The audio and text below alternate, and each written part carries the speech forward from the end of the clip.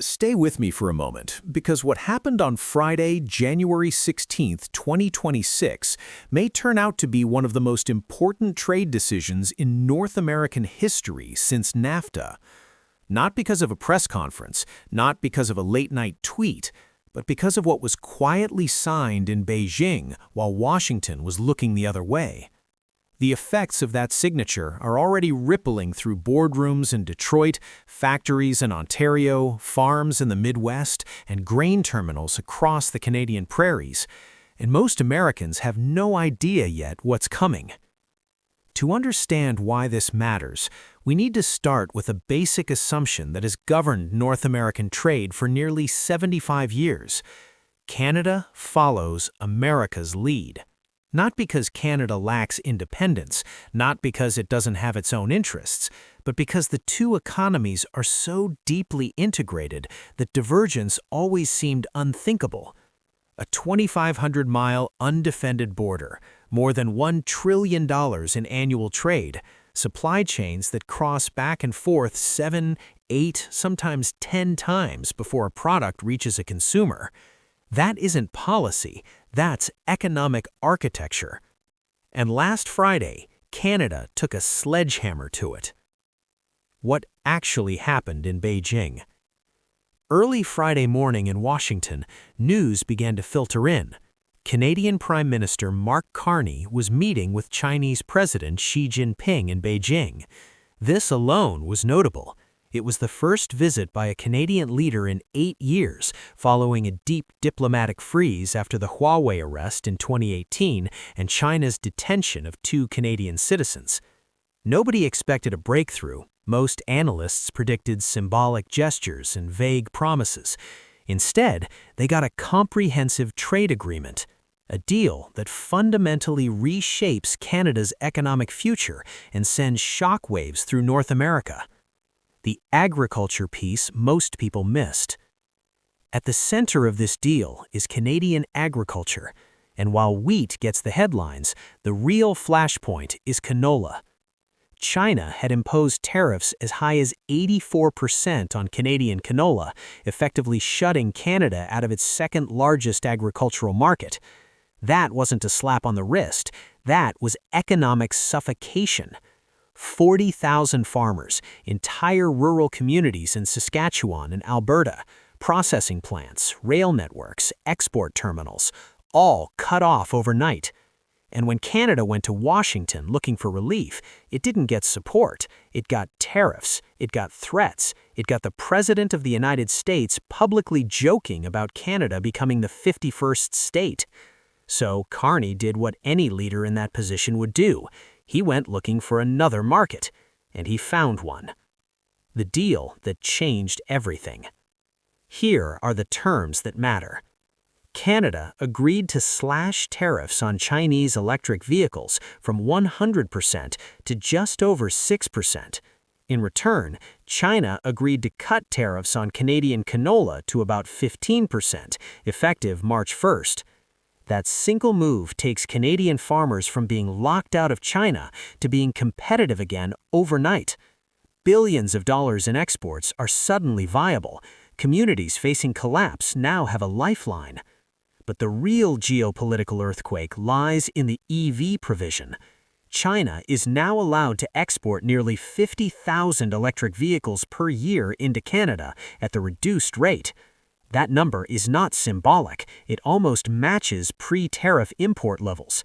At the exact moment the U.S. has imposed 100% tariffs to keep Chinese EVs out of North America, Canada just opened the door, wide.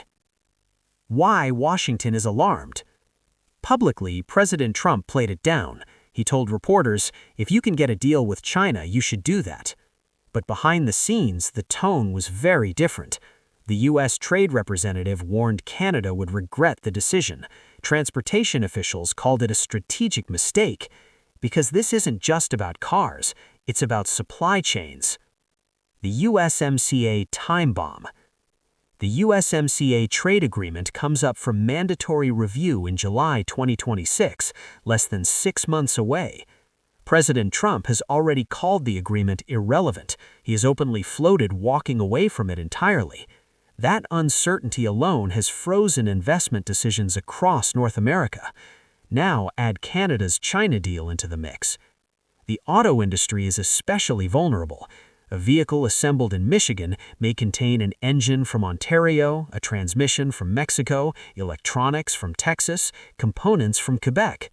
That system only works if borders stay frictionless.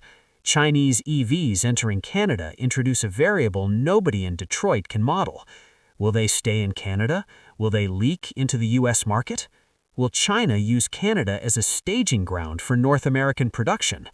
And if Washington retaliates with tariffs on Canadian autos, the entire system seizes up.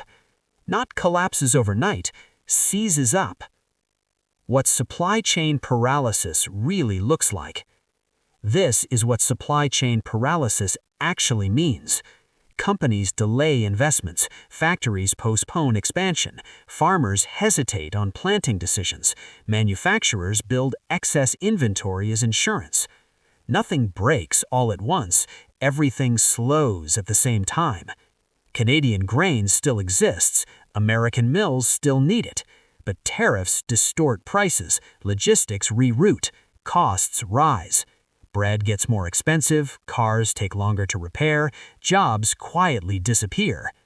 Not because anyone wanted this outcome, but because trust evaporated. Why Canada made this choice? This wasn't ideology, it was survival. When 75% of your exports go to one country and that country becomes unpredictable, you find alternatives. Canada didn't pivot to China because it wanted to, it pivoted because it had to. And Beijing was ready. China's long-term strategy has always been to fracture Americans' alliances, to make U.S. partners feel they need backup plans, and America's own trade policy handed them the opening. What happens next? Best case, the USMCA survives with minor changes. More likely, years of rolling extensions and permanent uncertainty. Worst case, the agreement collapses, tariffs return across the board, North American supply chains face the largest disruption since the Great Depression. And once supply chains reconfigure, they don't snap back. Infrastructure gets built elsewhere, contracts get signed elsewhere, trust gets invested elsewhere. This story is not about canola, it's not about electric vehicles, it's not even about Canada. It's about whether the system that made American economic dominance possible is quietly coming apart. When America's closest ally decides Beijing is a more reliable trading partner than Washington, something fundamentally has changed. The supply chains aren't broken yet, but they're tightening. And once they lock, reversing that damage becomes almost impossible. 6 months from now, when the USMCA review begins, we'll find out whether this moment was a warning or the point of no return. If this breakdown helped you understand what's really happening behind the headlines, make sure to like the video and subscribe. And let me know in the comments, is America's trade strategy making the country stronger or pushing its allies away? This story is far from over.